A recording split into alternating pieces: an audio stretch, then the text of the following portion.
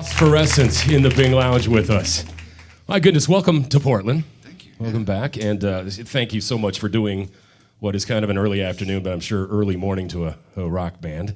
Thank you so much for being here. Yeah, thanks for having us. So I thought it was just going to be, you and I talking or something, but I'm loving this, man. I see a Rockin' Rick behind him. You got a jazz master here. I got a lap steel, and I got a beer up on the piano over here. I haven't even met you guys, and I want to party with you already. It's got to be fun on that tour bus with this clan. It's all right, man. Yeah, it ain't bad. Is this a lot of friends?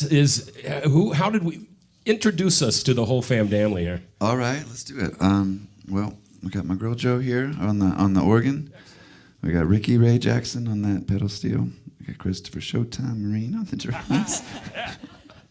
We got Rustin Braga here on the bass.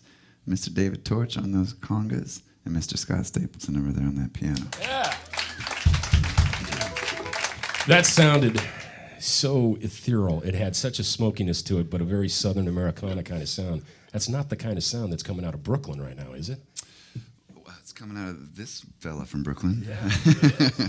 Explain to me those roots then. Well, I'm from Alabama originally, and I suppose, that sticks with you.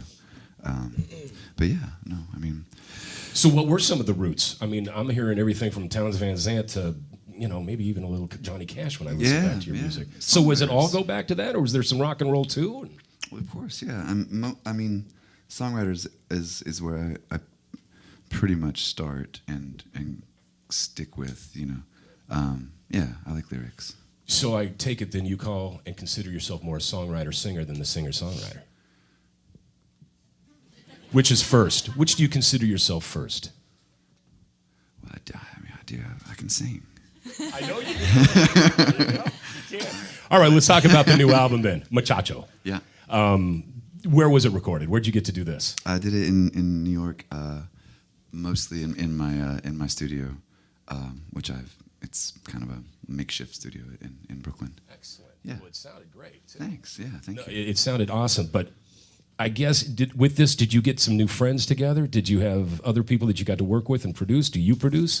Yeah, no, I produced it. I mixed it a few songs with this guy, John Agnello, who's amazing.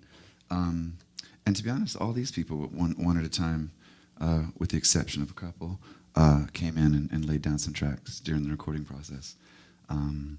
So yeah, it was kind of like a 6-month period of just being kind of holed up in the studio. So that's what it was. You didn't have songs on napkins for 3 years, because I know it had been some time since the last album. So you just get down right. 6 months, you put the nose to the grindstone kind of thing. Yeah. I had ignored. There were napkins floating around with scraps, but just once it was kind of go time, just. And then going out on tour, I mean, you guys are going to be busy. I see the world and beyond for the tour in November too. That's got to be fun. How often have you done that for yourself?